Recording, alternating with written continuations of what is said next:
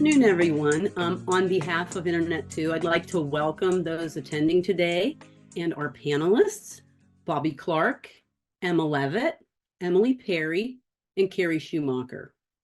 Our panelists are all members of the NetPlus Business Procurement and Legal Advisory Committee, and they created a working group to focus on how the higher education community can increase knowledge and skills in this area. We had 14 participants from 12 institutions develop the content and submitted the framework to share with our community. So right now I'd like to go ahead and pass it to Emily Perry, who will begin our webinar. Thank you.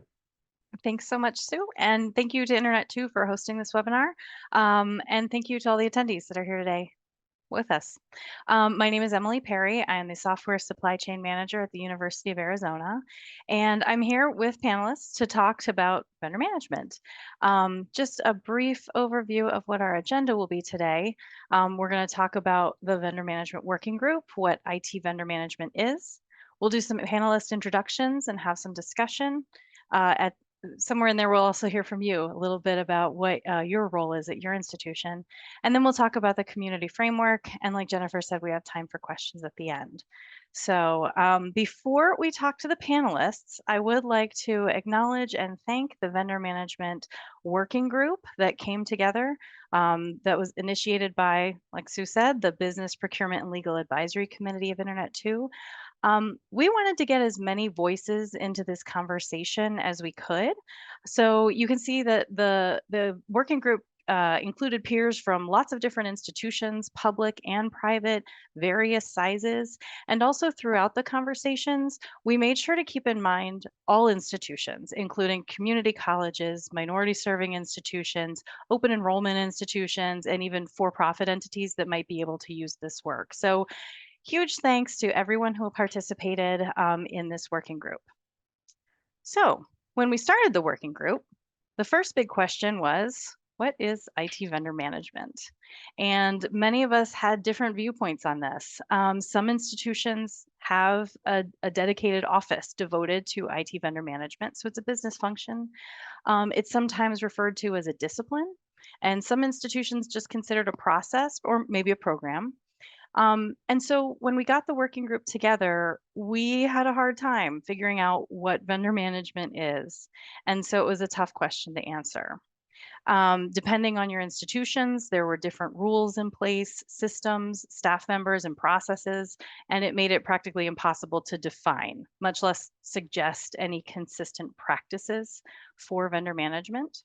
So what the group did is we came up with a definition for the community framework. We proposed that IT vendor management is a coordinated set of activities that an institution uses to form and manage its relationships with vendors and their products.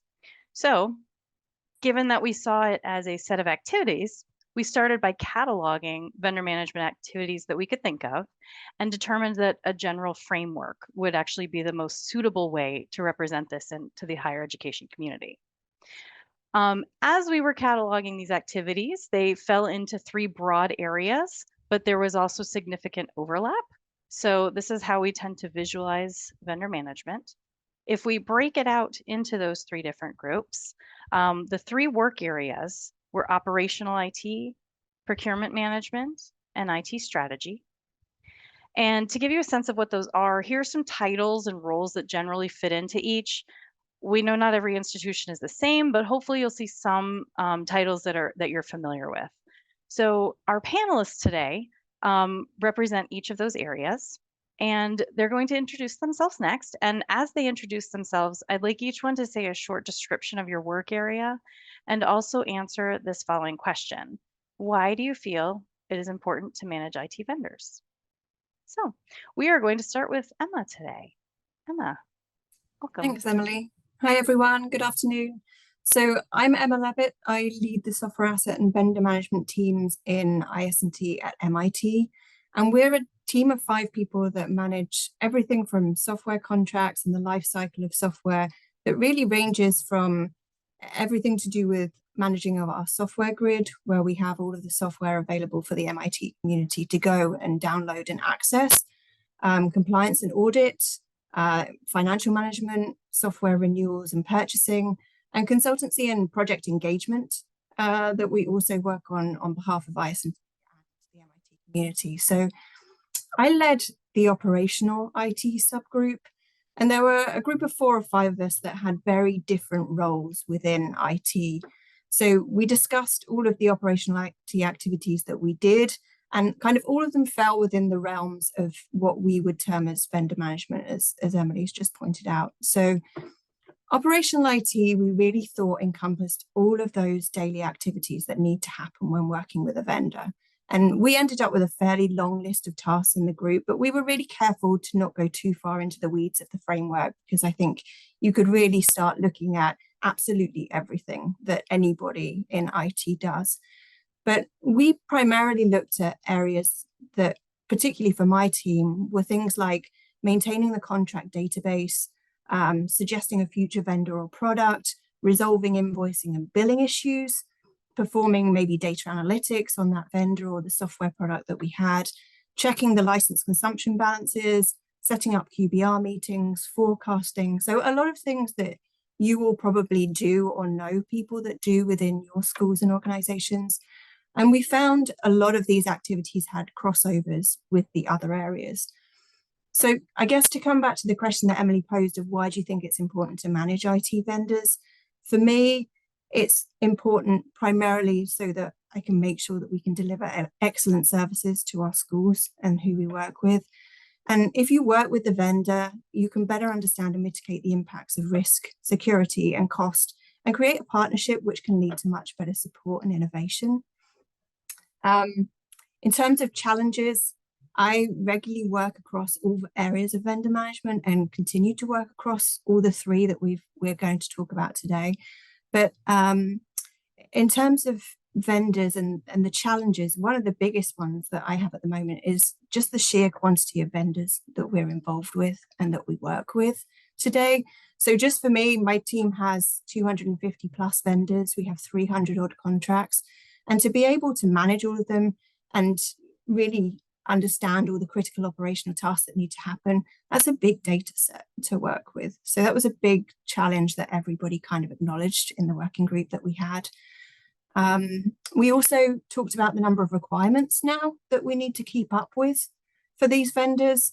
And this group, and I'm sure you've seen other tools and things that we have like HECVAT, SOC2s, the MSAs, order forms, and just keeping track of where everything is, what it says, who your key contact is, how much you spend, when the renewal dates are. It's just a huge volume of information. So one of the solutions that we put in place was putting together a contracts database and a renewals database. And that's something that my team manage so that we can have an understanding of who our key touch points are, who our stakeholders are, how much we spend, when things come up for renewal, to make sure that nothing is missed. So I think there's some of the key things that we have, but definitely volume, I would say, is key.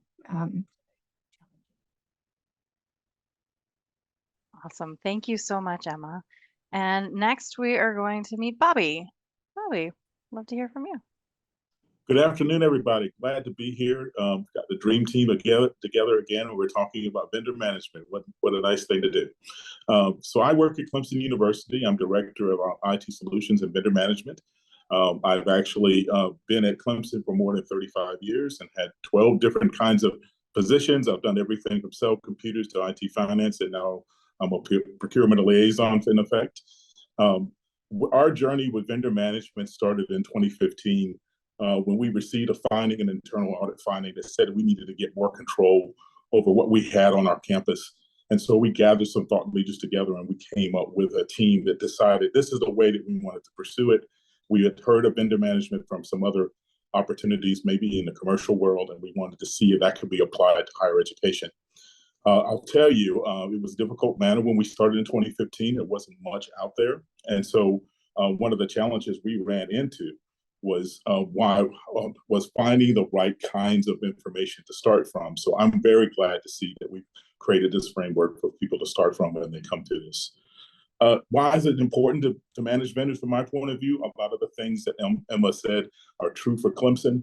But one of the things that I'm most gratified is that you have to look at this in its full perspective. So I think if you look at just products and services, you're not really seeing the third dimension of this, which is how vendors relate to all of those items. So we created a vendor-centric kind of view. It has served us well and allowed us to react to some of the changing technology that's come across and maybe helped us to predict some of the changes that happen to services. And so it's a really good way for, I believe, for our school to get a hold of what's coming up and how you react to those items. We were able to also incorporate some of our stakeholder desires in our strategy. And so that has been a great way for us to have that community kind of conversation that I believe needs to happen in IT. I believe all of our problems are within our community, whether we need to talk to them internally or whether we talk externally about it. So again, this is a wonderful way for us to have this conversation and to further all of our needs in our particular institution. So very happy to be here. Thank you, Bobby. And representing the last area that's in the framework, IT strategy, we have Carrie. Welcome, Carrie. Thank you. Hi, my name is Carrie Schumacher. I am the Vice Chancellor and for IT and Chief Strategy Officer at University of Michigan Dearborn here. I'm thinking of spring, so I've got my bee balm behind me. I've been at University of Michigan for more than 25 years working in technology, not really with a lot of experience in procurement. When I came to U of M Dearborn 7 years ago as a CIO, I realized I had a lot to learn about vendor management. Something I never really thought a whole lot about, just working on applications and managing just a couple of vendors for a lot of years.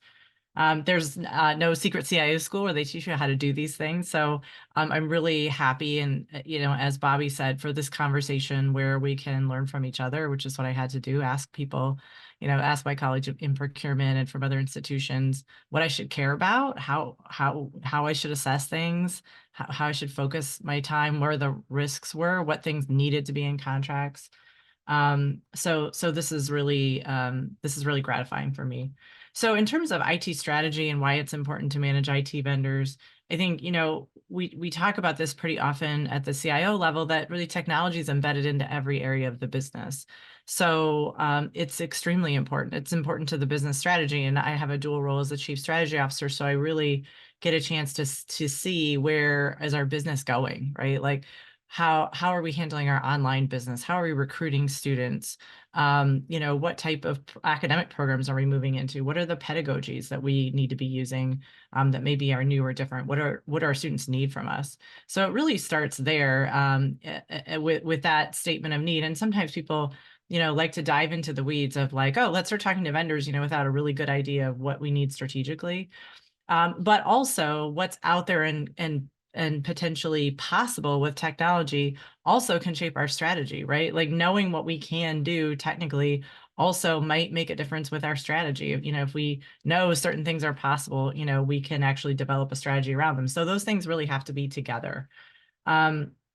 So it's a continual working with partners, with provosts, with the deans, with associate deans, to understand what they need to do from a business perspective, and then also keeping in touch with industry and with peers to understand what's possible and how other people are doing it, how we might do it. Vendors can multiply and become very costly. I think Emma was talking about that. We need to make sure we understand how we need to sunset partnerships or we can combine partnerships. And then Emma also talked about risk management, which is a constant struggle, right? Whether it's, at a strategy level, right? Is a company going out of business? Are they getting acquired, right? Maybe repeatedly. Is it now becoming cost prohibitive to do business with them? Or are other higher ed institutions finding that it's becoming cost prohibitive to do business with them? Are their products no longer going to meet needs, right? Are they still investing in products, or are they kind of just, letting certain products languish? And also who really wants to partner with us. So it's a difference, if it's a vendor that, is just giving you something that is a commodity, or they're treating it as a commodity, versus someone who really wants to listen to you and potentially, tailor different offerings to you, or, move into a new direction with you. You have to understand, the probably relatively few vendors that you need to engage carefully with about strategy, and that really might work with you at a higher level on what you need. So those are some just kind of opening thoughts, and I'm excited to talk more about this. And just a word, if it seems really, really daunting, or you have a smaller institution, some of these things you just need to focus on. What are your very key vendors or partnerships, either because they're problematic or because they're strategic. And maybe you're, an IT manager, but you need to wear the strategy hat and the operations hat, and that's okay. And it's okay in the framework. You can just look and see what activities you most want to focus on at the time and go from there. Awesome, Carrie. Thank you so much. Nice to hear from all the panelists. And actually, right now, we'd also love to hear from the audience. We're really interested in knowing who's here so that we can tailor the second panel question to the people who are here. So I'd love to start a poll here to find out what area of the framework does your work fit into. Emma was talking about operational IT and the real day-to-day stuff. Bobby was mentioning procurement management. Carrie's talking about IT strategy. Do you think you fit into those roles? Or does your role overlap? Or are you with a vendor? Those are our options for today.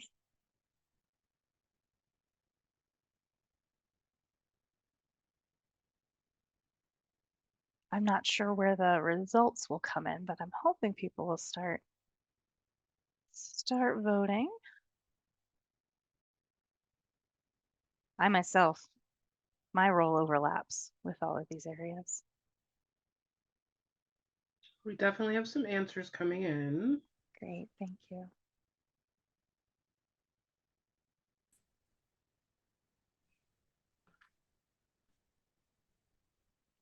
There All right.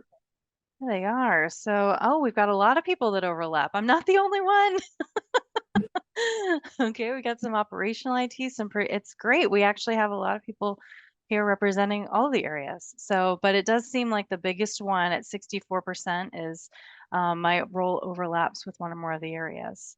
Thank you so much. Okay, 2 more questions for the audience here. We'll go to the next one, which is, it will work. In which area of IT management, or sorry, which area of IT vendor management are you most interested in hearing about today?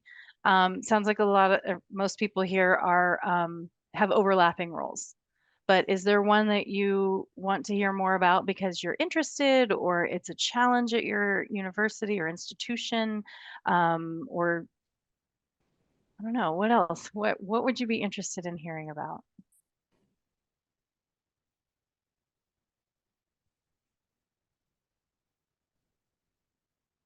While those are coming in, I think it's interesting to note that the main areas of overlap that we see with a lot of people here is that it really needs to be a conversation between those roles, so that you need to start, and that might have to start with some terminology, because many of those areas have words that talk and sound the same, but they don't mean the same thing. So as we hear that back and hear the results.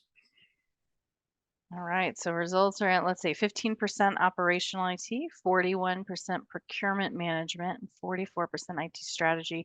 Yeah, that procurement management and IT strategy are good points of focus for vendor management.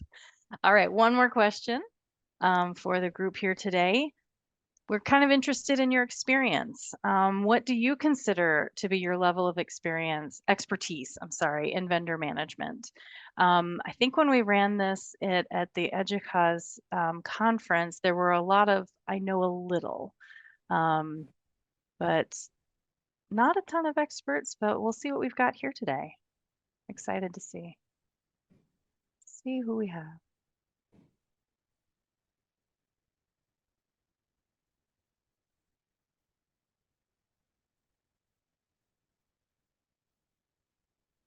As we started talking about vendor management in the Business Procurement and Legal Advisory Committee, everyone in that group had some sort of vendor management activity that they took care of. But yeah, given that these broad areas, it's good to know. Let's see. Okay, so we got a lot of somewhere in the middle. 36% somewhere in the middle. I do a lot of vendor management work, 31%. I'm an expert. Ooh, 13%. You guys need to come join us. Yeah, we need to find those 5 experts and put them. Yeah. Please talk to us afterwards. And then the I know a little, that's totally fine, because it is not something that is broadly done in higher ed, at least. Well, I shouldn't say that, but it's been a challenge. So, all right. So given all that, now our panelists can focus a little bit more towards the audience and in answering this second panel question. If you could discuss your experience with these 3 areas of vendor management, what was effective and where did you find challenges? And for this one, we're going to start with Carrie. All right. So I wanted to talk a little bit about strategy, and I thought I would just show a little snippet of a deliverable that we refer to in the community framework as a technology master plan, and this goes along with strategy. So this is one way that you could choose to express a technology master plan. And so we have our technologies grouped into a number of different areas, and it doesn't really matter if you can't read all the text on the screen, but the point is, this is all of our software applications that have to do with our learning management system or training, right? And so we've plotted them on this kind of a curve, right? And on the left, there are certain newer services that we're evaluating, maybe implementing, and you can kind of see they're going up the hill. And then at the top, there are services that we're using, products that we're using, that we're good with, that we see as staying. And you can kind of see that the 2 that are coming up the hill, we're intending, right, to move up. And then on the right, you can see a service that we're sunsetting that is kind of in the red, and we have a plan for replacing it. So we have probably, I don't know, 150 different products that we have grouped into these types of slides. And then if you'll just show the next slide, for each of them, there's, the plot right on the hill, and then there's a slide that just kind of describes the technology area and a couple of our ongoing initiatives, like if we're going to bring in a new technology or sunset a technology, kind of what our plan is, maybe what our timeline is, just one slide. And it's actually really hard to do that just in 2 little slides for each area, because there are, of course, all kinds of things going on. And so I really had to work with my team to just make sure we could condense it. And I said, make this something an associate provost could read, right? Which is really hard when you're coming from an IT area, because there's a lot of acronyms, there's a lot of detail, and you really need to make sure that it's so clear that an associate provost who's not an expert in technology could understand what are these applications and what are we doing with them? What's our plan? So that's been really helpful to me. That doesn't express everything that the institution might need in the future. So I think that's a different type of work, but this is one way of expressing what is your strategic plan for the technologies that you have now. Then, of course, you need the crystal ball about what's going on in the future, which I already talked about a little bit. For challenges, I just as I was unmuting myself with this, I saw someone ask a question about privacy and risk management, and that's really where I was going with some key challenges. So, as an institution, we have to make decisions with vendors about what we're comfortable with in terms of our data security. And this is coming up so much with new technologies, including AI, just questions about what is the vendor allowed to do with your data? It started a few years ago when vendors started saying things like, well, we really would like to use your aggregated data that's maybe in, the student advising system to improve our products, right? So we're just going to take aggregate data and we want to do math with them and help develop new products. And we really weren't comfortable with that. And vendors have been pushing and pushing on that. And so some have gotten permission to do that. But then new questions about, okay, well, in an AI world, right? If you're a vendor that we're partnering with, are you like taking our Zoom recordings, right? And using that data for anything? Are you training any kind of AI on any of this stuff? And a lot of the vendors want to leave language in that will give them permission to do that, and or give them permission to take that data and move it to other countries, right? Where there may even be not as strict privacy laws. And so I think we have to consider really carefully what tools our faculty are using, our students are using, tools like Otter AI or Read AI, right, that are just sort of recording everything that's going on. They could be in your Zoom meeting recording, and it's great. They give you meeting summaries, but also, does the institution have a relationship with this vendor where they promise to take care of our data carefully? So there's also a serious concern about data breaches, and there's so many data breaches everywhere now. How private, how successful are they at protecting your data? And so that's where we would get our infrastructure information assurance group involved, and they have questionnaires, and that's where the HECVAT would come in. And we have certain layers of policy about how stringent the vendor needs to be for the type of data that is put in that vendor. And something I've just seen recently is vendors really trying to cap their, especially SaaS vendors, really trying to cap their liability for breaches at what I would consider to be a very low rate. So if someone has, student data, they may have thousands of records. I just pulled a report from IBM recently that said, if you're an institution and your vendor or you leak student data, the cleanup from that is going to cost you $186 a person, right? So if I have a vendor that has, 10,000 student records of mine every year, you can quite quickly do the math and find out that that's millions of dollars of liability. And they may say, well, you only pay us $100,000 a year, so we're going to cap our liability at $100,000 or $200,000. Right? Because, we don't want to assume any more of that liability. Well, that's a serious problem because, once that $200,000 or $100,000 gets paid out, it's their breach, and all of a sudden you're holding the bag, or your institution or your cyber security vendor is holding the bag for an awful lot of risk. And I think that area is just going to continue to become more and more challenging, and it's really interrelated, right? How careful are they with breaches?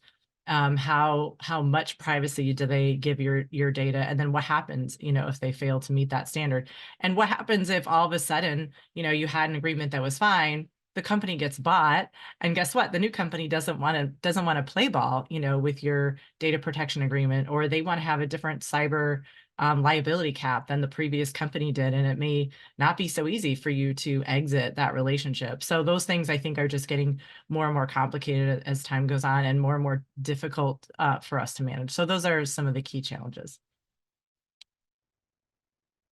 Thanks so much, Carrie. That's great answer, comprehensive answer. Next, I wanted to hear from Bobby about this question. Talk to us about your experience with these three areas, what's been effective and where your challenges have been.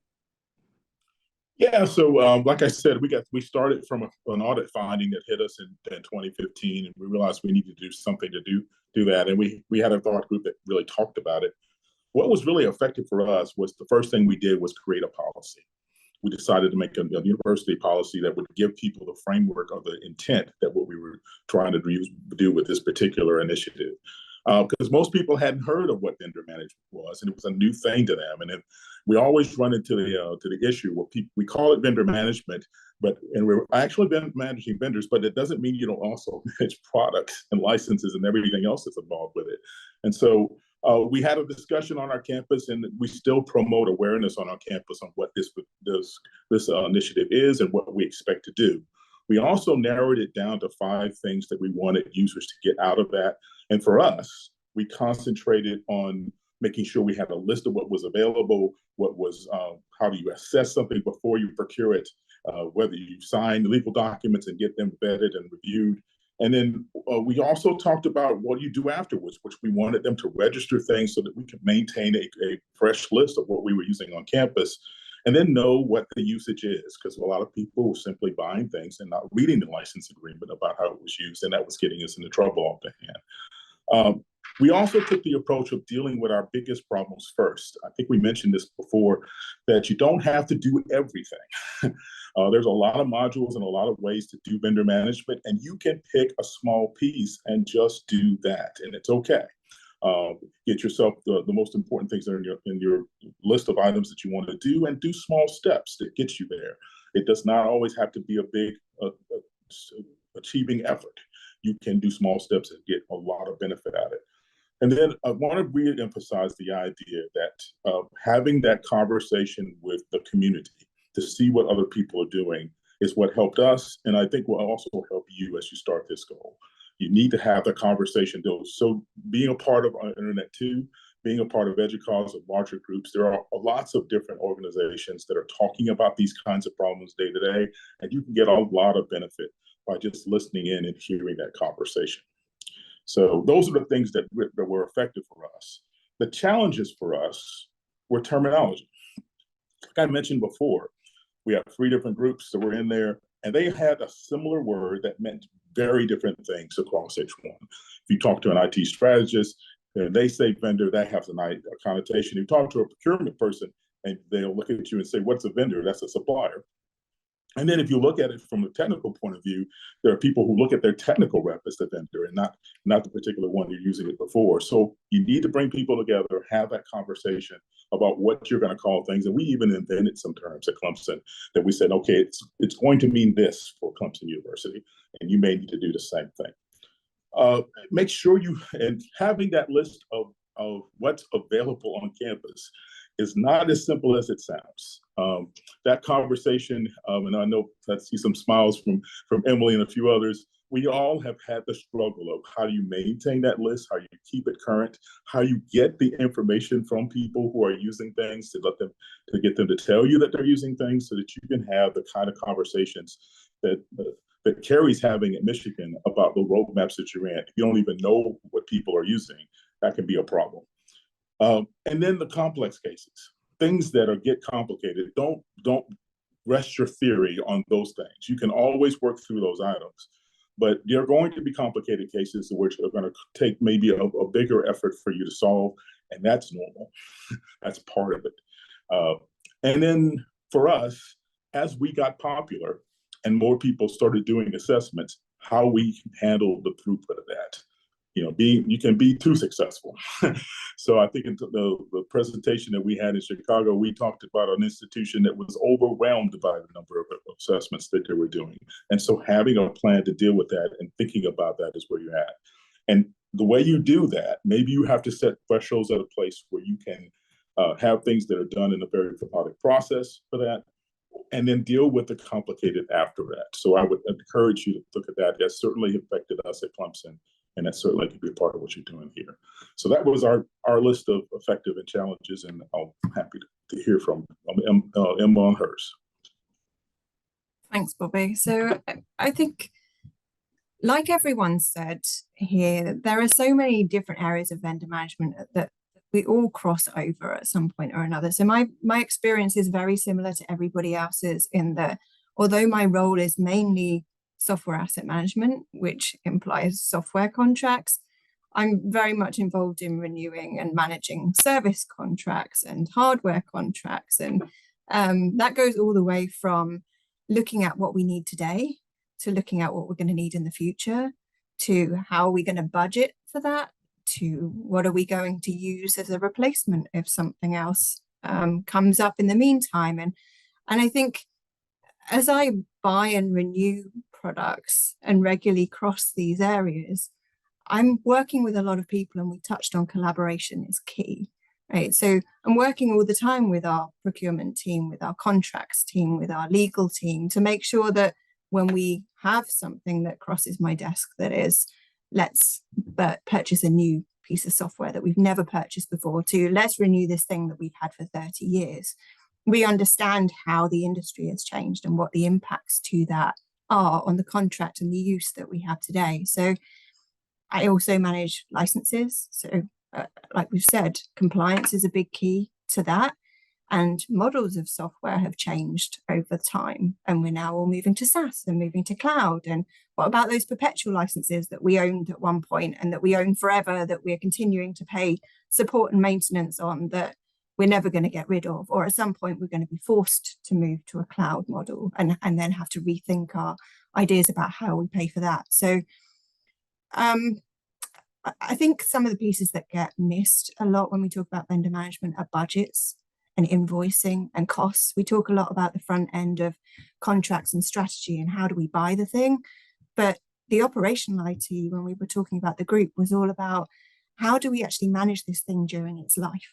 How do we make sure we're paying for it in the right way? How do we make sure that we're not being overcharged, that we haven't got an invoice that we've missed and suddenly we've got a massive problem because we haven't paid the vendor for what we were supposed to sign up for in the beginning? So I think some of the challenges, just to expand on those, are, I talked a little bit earlier about just the volume of vendors, which means a volume of tools, which means many stakeholders to talk to, which means those budgets that we're talking about, especially where software costs are increasing year over year. We're seeing crazy increases in pricing from software vendors for SaaS services at the moment. And those changing dynamics, both in the industry where we talk about new functionality and capabilities like AI, and where license models are changing.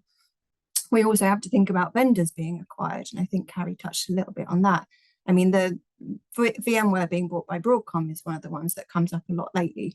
Systems updates gets changed, and we have to go through and update a lot of our different systems that we use when those vendors get acquired. We have to deal with personnel changes at the vendor when we're suddenly talking to someone new who we start again with our account that they weren't here 5 minutes ago, and now we have to kind of reiterate everything we have because they're brand new. So I kind of go back to that collaboration is key, and one of the key topics that we have in the framework is creating roles and responsibilities and finding partners in other areas that you can collaborate with, which is so important, and working with procurement and educating each other, again, like Bobby said, so we can speak the same language, all helps to expedite a lot of these contracts and a lot of working with the vendors that we all struggle with too.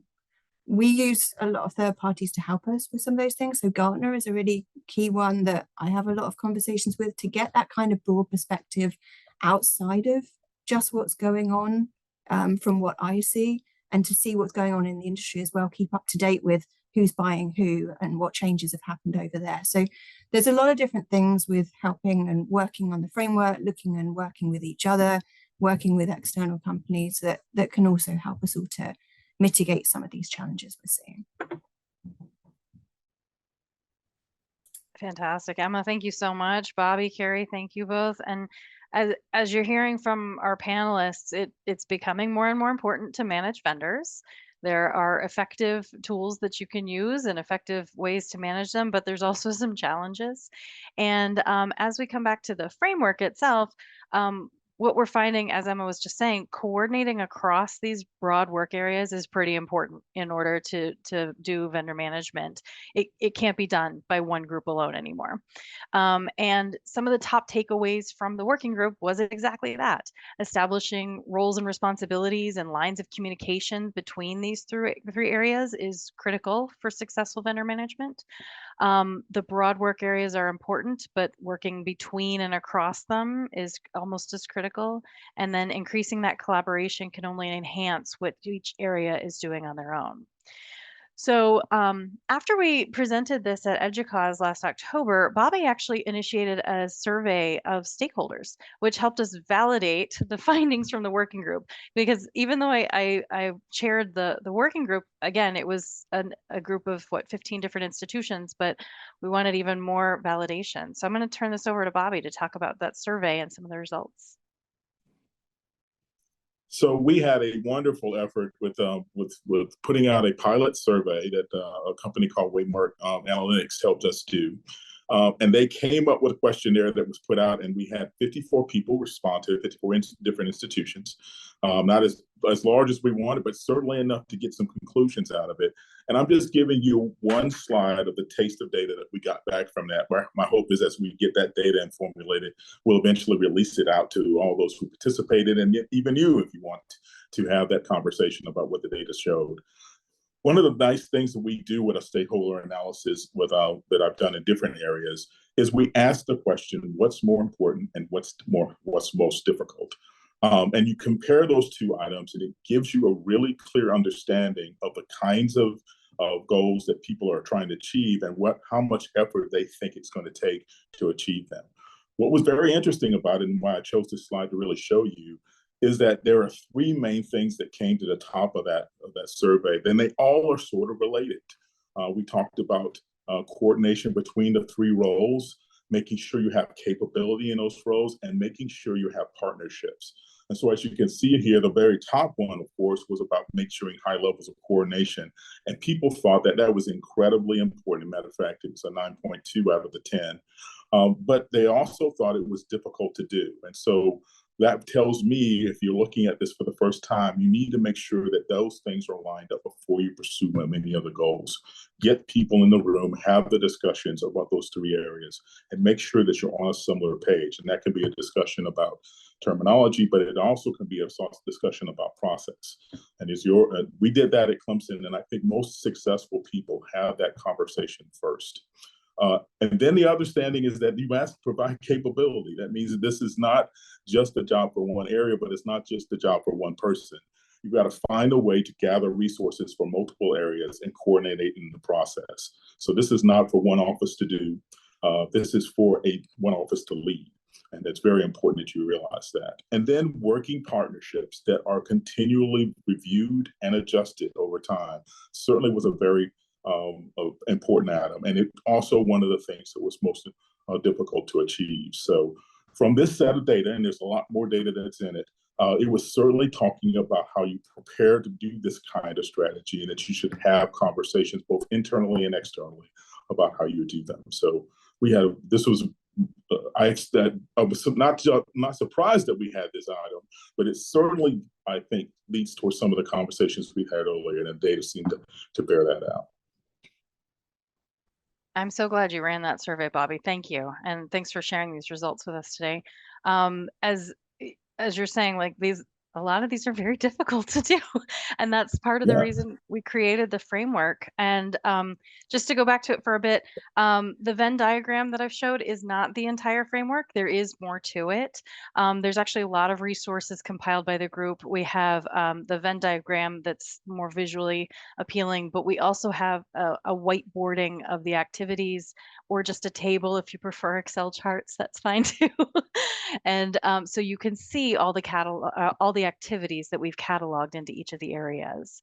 And to make it even a little bit more consumable, because there's a lot out there, it might seem overwhelming. So we divided these into work phases as well. So foundational phase is your institution's processes, procedures, staffing, and foundational is understanding what you have. The executional is that day-to-day activities, and then the relationship life cycle is that forward-thinking area. So as you go through those materials in the framework, you'll see them separated into that. So depending on your institution's level of maturity in this area, you can pull out different activities related to what your needs are. So that's just a bit more about the framework, but I would love to hear from our panelists again about how your institution handles vendor assessments when you're in the pre-purchase stage. And this slide is I'm going to switch it around here because IT strategy most of the time comes first. Sometimes not, but we'll let Carrie talk about this first. Yeah, thank you. Thank you, Emily. I talked about this a little bit earlier, but I think the critical thing from a strategy perspective and pre-purchase is, where is this what are we going to use this for?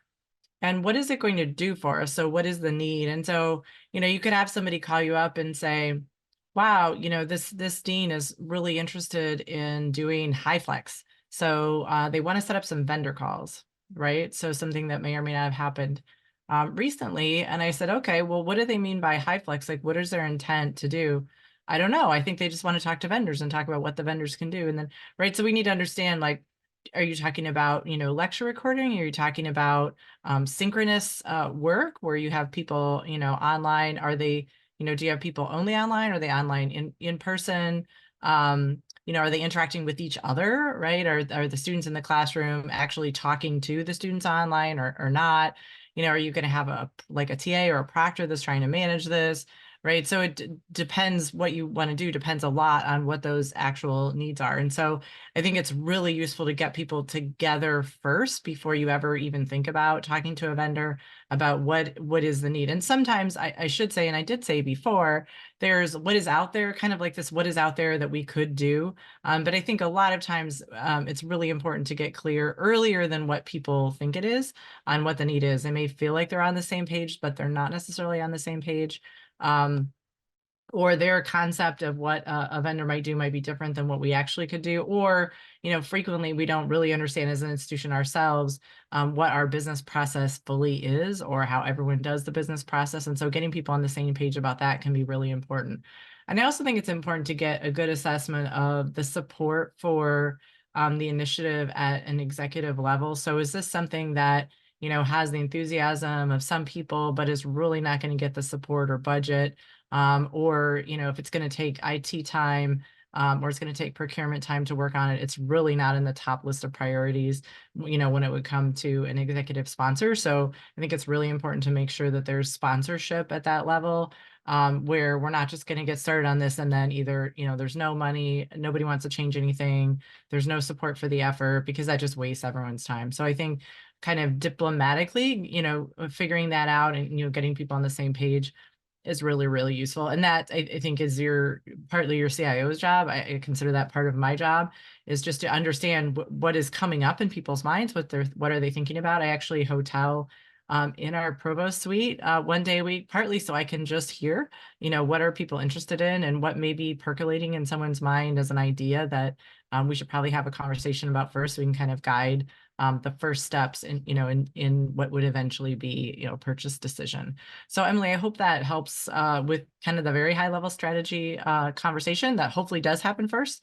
And if it doesn't happen first, a lot of times my colleagues in procurement will kind of nudge it back, right? And have me come in and kind of guide it back to the beginning so that we can all be on the same page.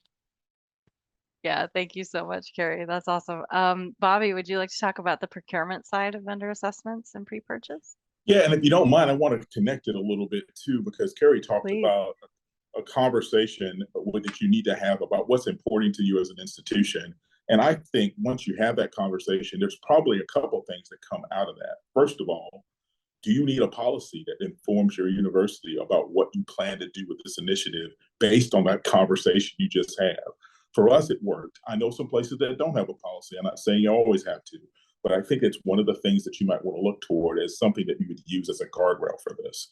And then actually figuring out, how do you have a framework where you can bring people in to talk about products that they're about to buy at the right place. You don't want them to do it after they spent the money. You want to certainly do it before. And so we at Clemson figured out a process that allowed them to do that. So we asked people to just turn in assessments, and those assessments are reviewed by a committee of reviewers, procurement reviewers, but also IT and operational reviewers. So we'll have some, hopefully, some connects in there so that they can look at the product before purchase and happening. And then you can make some sort of advised comment like, this is what we see. These are the issues you need to deal with. Maybe you deal with that in the vendor before you have the RFP. Maybe you're dealing with it in the RFP itself. But you certainly want to have a conversation that facilitates the conversations that we want about solutions before they commit funds to it. And then I also want to say, as part of our strategy connection, and even in the procurement area, that this is often when IT governance comes into play. And if you're not thinking about that, or if you have already some IT governance processes, you may want to think about how they're connected to your procurement process so that you can have the conversations about resources and priorities and decide which solution is better for at one time or another. So if you're in that conversation, make sure you're also talking to your strategy people to make sure you're connected in that way. Clemson developed an item to do that. One of the most successful things we did before we formalized our process was we dry run some of the things that we did. So you can follow a procurement, maybe try some of the steps that you might have, and you might see some of the thresholds, pitfalls, things that you must do in order for that process to work smoothly. And we did that for 6 months before we implemented the assessment process that we had in place, and it was extremely helpful. So I would recommend that to anybody if you're considering this kind of thing. Once you do that, the things that happen to you once you get your process up and running is you will be successful. And because you're successful, you will see more and more people requesting assessments. So you need to staff it properly. You need to think about thresholds. You also need to realize how you're going to bring in new technologies. We mentioned a couple of things about privacy, AI that's on the horizon. How do you put that into your process down the road so you're open to the new technologies that are eventually going to happen in our industry? So I think having the conversation and strategy is incredibly important, but brings things out of that help you allow that procurement process to improve and to adjust based on the new guidelines that you see. Thanks, Bobby. And Emma, talk to us about how operational IT gets involved in these vendors' assessments when they're pre-purchase. Sure. So I think Bobby and Carrie have highlighted the things that should happen, I think, before it gets to operational IT. But one of the main questions that we ask is, do we have it already? And have we bought it before? And I think hopefully once it's gone through those processes already of the strategy, you'll know the answers to that. But I think a lot of the times pre-purchase, it depends whether we have bought it before, or how easy it is to get through the process the next time. And for us, like, who is the audience? So for my team in particular, is it internal to our IS&T team, or is it community facing? That makes a big difference between how it's managed operationally too, and the things that we need to look out for when we're buying it. So if it is community facing, for example, we need to think about, what does our support roadmap look like? How are the users going to phone in and make sure that they can get the support they need? Does it need, like in my case, for it to be up on the software grid so that people can obtain it? So all of those kind of thoughts in terms of how we're buying it need to feed into the pre-purchase discussions on how is this going to work in the long term? Do we need a team to be able to implement it, or is that something we're going to do ourselves? Like I said, how are we going to support it in the long term? Does it need to integrate with any of our current systems? Do we need to have people who understand how that works, how the metrics going to work, how we're going to buy it? And all of these kind of things have got to be put in place, thinking about whereabouts it fits in kind of the ecosystem before we even get onto how much does it cost and what even do we need. So we have a checklist that we have certainly for our renewal times and for our contracts, that from a software asset management perspective kind of talk to, what do we need? What documents do we need? What metrics are we buying? What is this software? What does it do? How does it integrate? Who needs to support it? So that technology roadmap that Carrie says is kind of key to that, with what the vendor's going to be doing in the long term. And therefore, how do we know how long we need this piece of software for? Is it 5 minutes? Is it going to be for 3 years? Is it forever? So like I say, those kind of assessments are all things that we're doing all the time. And in operational IT, again, how are we going to pay for this? Is it budgeted for? Do we have to go through those processes before we get to the procurement point? So a lot of those kind of topics and questions we put in the framework too, just to get the thoughts rolling on, we need this in terms of IT strategy. We're going to have this product for a long time. We're going to need this particular procurement for IT, but how are we going to actually operationalize it once it is in place and once it has been procured? Thinking about that before and after. Yeah, thinking about that during the purchasing part of that is pretty critical. I am noticing that we're running short on time in order to answer questions. I did have one more slide for the panel to react to, but we can keep those short or just move on to questions. But what I really wanted to point out is, once you're in contract with a vendor, there are these 3 areas, and personally, I have these questions. Who decides which vendors' products or services are assessed mid-contract?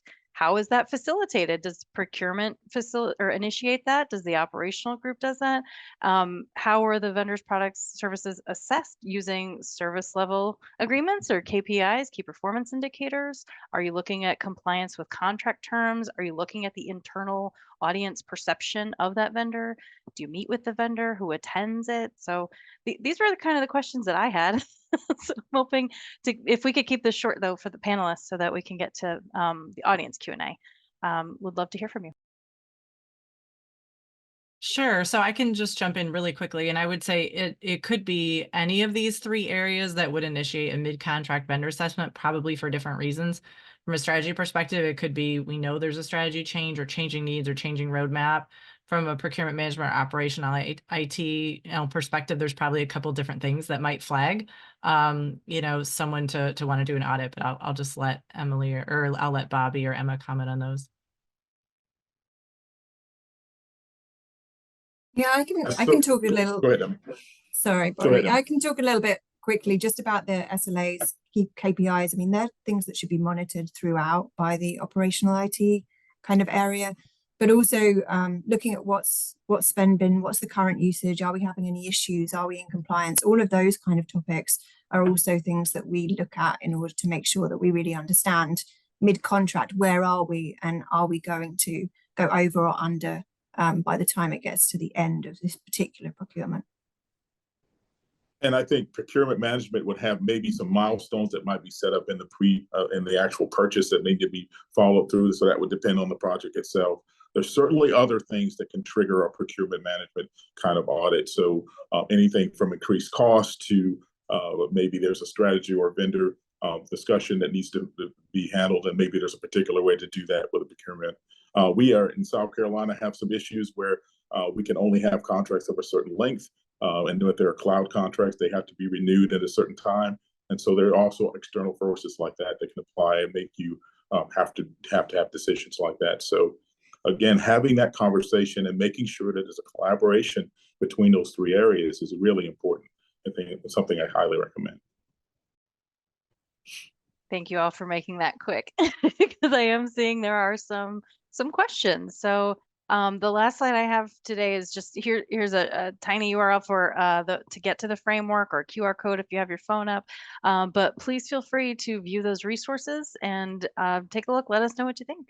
So Sue, would you like to let us know what sort of questions we have? Sure. So based on some things in the Q&A, there are a lot of questions around, specifically tools and checklists and things that the panelists are using at their institutions. So I invite the registrants to go to the link that was at the end of the slides.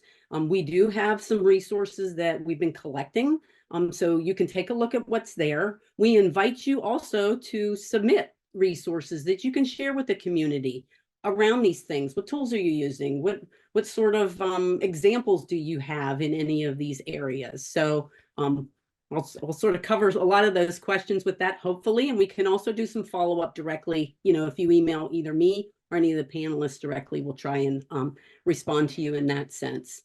Another question I think maybe the panelists might answer is, how do you treat your research vendors any differently than maybe what we would consider IT vendors?